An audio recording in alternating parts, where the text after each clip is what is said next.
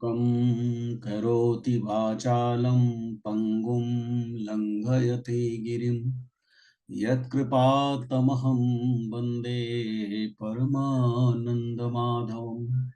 ॐ नमो भगवते वासुदेवाय नमः। ॐ नमो भगवते वासुदेवाय नमः। ॐ नमो भगवते वासुदेवाय नमः। देवियों सज्जनों, गोस्वामी तुलसीदास जी महाराज द्वारा विरचित श्री रामचरितमानस के अयोध्या कांड में निहित कतिपय प्रसंग आपके समक्ष प्रस्तुत करने हेतु उपस्थित हूं। मर्यादा पुरुषोत्तम प्रभु श्री राम परमपिता परमेश्वर के मानव अवतार हैं। वे अपनी लीलाओं के माध्यम से जो कुछ भी जैसा चाहते हैं उसी प्रकार से इस सृष्टि का, इस ब्रह्मांड का संचालन करते हैं। महाराज दशरथ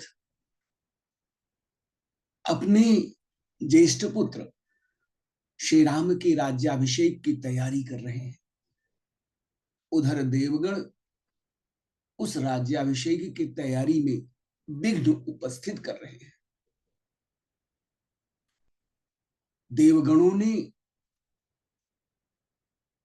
महारानी कैकेयी की दासी मंथरा को माध्यम बनाकर कैकेयी की बुद्धि भ्रष्ट कर दी है और वह महाराज दशरथ से धरोहर के रूप में प्राप्त 2 वरदान मांग लेती है, जिसमें अपने पुत्र भरत के लिए राज सिंहासन और श्री राम के लिए 14 वर्ष का वनवास।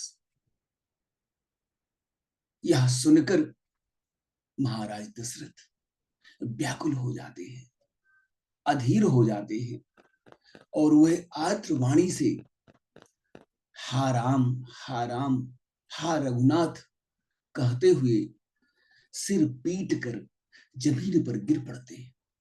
व्याकुल राव शिथिल सब गाता, करिनी कलप तरु मनहु निपाता। कंठ सुख मुख आवन बानी, जनु पाठीनु दीन बिनु पानी। महाराज दशरथ व्याकुल हो उठे हैं। उनका संपूर्ण शरीर शिथिल पड़ गया है, मानो किसी हथिनी ने कल्प वृक्ष को उखाड़ फेंका हो। उनके कंठ सूख गए हैं, उनका गला सूख गया है, मुख से बात नहीं निकल रही है, मानो पानी के बिना मछली तड़प रही हो। ऊनी कह कैटु कठोर कैकेयी, मनहु घाय महु माहुर देई। जो अंतहु अस कर तब रहे ओ, मांगो मांग तुम कही बल कहो। कैकेयी की निष्ठुरता, कैकेयी पाषाण हृदया हो गई है। उसके निष्ठुर स्वभाव में, उसके निष्ठुर व्यक्तित्व में कहीं मानवीय संवेदना दृष्टिगत नहीं हो रही है। वह कठोर कड़वी वचन कहती है, जिस प्रकार से मानो घाव में जहर भर रही हो। वह कहती है कि आपको जब अंत में इसी प्रकार का नाटक करना था, इसी प्रकार का आचरण प्रदर्शित करना था, तो आपने वरदान मांगने के लिए किस बल पर कहा था। दुई की हो एक समय भुआला, हसब ठठाई फुलाउब गाला। दानी कहा उबयरु कृपनाई, होई खेम कुशल रोताई। हे राजा, ठहाका मारकर हंसना और गाल भी फुलाए रखना दोनों एक साथ नहीं हो सकते। अर्थात आपका राम के प्रति जो स्नेह है, जो प्रेम है, उसकी मर्यादा का अनुपालन करते हुए आप अपने वरदान जो मुझे दे रखे हैं उनको पूर्ण नहीं कर सकते हैं। आपका आचरण तो इसी प्रकार है जिस प्रकार से अपने को दानी भी कहना और कंजूसी भी करना। क्या रजपूतों में क्षेम कुशल भी रह सकती है? लड़ाई में बहादुरी भी दिखावें और कहीं चोट भी न लगे, क्या ऐसा संभव है? छाड़हु बचनु कि धीरज धरहु, जनि अबला जिमि करुणा करहु, तनु तियतानाय धामु धनु धरनी, सत्य संध कहूं तृण समबरनी। या तो प्रतिज्ञा ही छोड़ दीजिए अथवा धैर्य धारण कीजिए। इस प्रकार से असहाय अबला स्त्री की भांति रुदन मत करिए, छाती मत पीटिए, सिर मत पीटिए। सत्यव्रती के लिए तो शरीर, स्त्री, पुरुष, घर, धन और पृथ्वी सब तिनके के बराबर कहे गए हैं। मरम बचन सुनि राउ कह, कहु कछु दोष न तोर, लाग्यो तो ही पिसाच जिमी कालु कहावत मोर। कैकेयी की मर्म भेदी वचन को सुनकर राजा ने कहा कि तू चाहे जो कह दे, तेरा कोई दोष नहीं है। मेरा काल तुझे पिशाच होकर लग गया है, वही तुझसे ये सब कहला रहा है।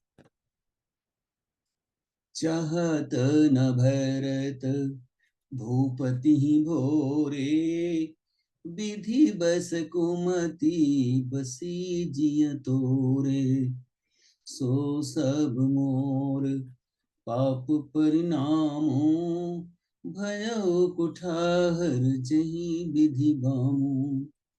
भरत तो भूल कर की भी राजपद नहीं चाहते, होनहार बस तेरे ही जी में कुमति आवसी है। यह सब मेरे पापों का परिणाम है, जिससे उस समय में बेमौके विधाता विपरीत हो गया है। सो बस बसे ही फिरी अवध सुहाई, सब गुण धाम राम प्रभुताई, करिहि भाई सकल सेवकाई, होई तिहु पुर राम बड़ाई। तेरी उजाड़ी हुई यह सुंदर अयोध्या फिर बसेगी और समस्त गुणों के धाम श्री राम जी की प्रभुता भी होगी। सभी भाई उनकी सेवा करेंगे और तीनों लोकों में श्री राम का यश, उनका बड़प्पन विद्यमान होगा, दे दीप्यमान होगा। तोर कलंको मोर पछताओ, मोयहु न मटी न जाई काओ, अब तोहि नीक लाग कर सोई, लोचन ओट बैठु मुँह गोई। केवल तेरा कलंक और मेरा पछतावा मरने पर भी नहीं मिटेगा, यह किसी प्रकार नहीं जाएगा। तुझे जन्म जन्मांतर तक यह कलंक लगा ही रहेगा। अब तुझे जो भी अच्छा लगे वही कर, मुंह छिपाकर मेरी आंखों से ओट हो जा, मेरे सामने से हट जा, मुझे मुंह मत दिखा। जब लागी जियऊं कहूं कर जोरी, तब लग जनी कछु कहसी बहोरी, पिछि पसितई है सियंत भागी, मारी से गाई नहारू लागी। मैं हाथ जोड़कर तुझसे विनती करता हूं कि जब तक मैं जीवित हूं तब तक फिर कुछ मत कहना, अर्थात मुझसे मत बोलना। अरे अभागिनी, अरे उल्टा, अरे पापिनी, फिर तू अंत में पछताएगी और तू तात के लिए गाय को मार रही है। पर्यो राव कही कोटि विधि, काहे करसि दान। कपट सयान न कहति कछु, जागति मनहु मसान। राजा करोड़ों प्रकार से, अनेकों प्रकार से समझा कर और यह कहकर कि तू क्यों सर्वनाश कर रही है, पृथ्वी पर गिर पड़े। पर कपट करने में चतुर कैकेयी कुछ बोलती नहीं, मानो मौन होकर वह मसान जगा रही हो, श्मशान में बैठकर प्रेत मंत्र का सिद्धिकरण कर रही हो। कैकेयी की निष्ठुरता और महाराज दशरथ का संताप अद्वितीय है। जिस प्रकार से जल से मछली को निकाल लेने पर वह तड़प तड़प कर अपने प्राण दे देती है, उसी प्रकार से महाराज दशरथ श्री राम के वियोग में, श्री राम के वियोग की आशंका मात्र से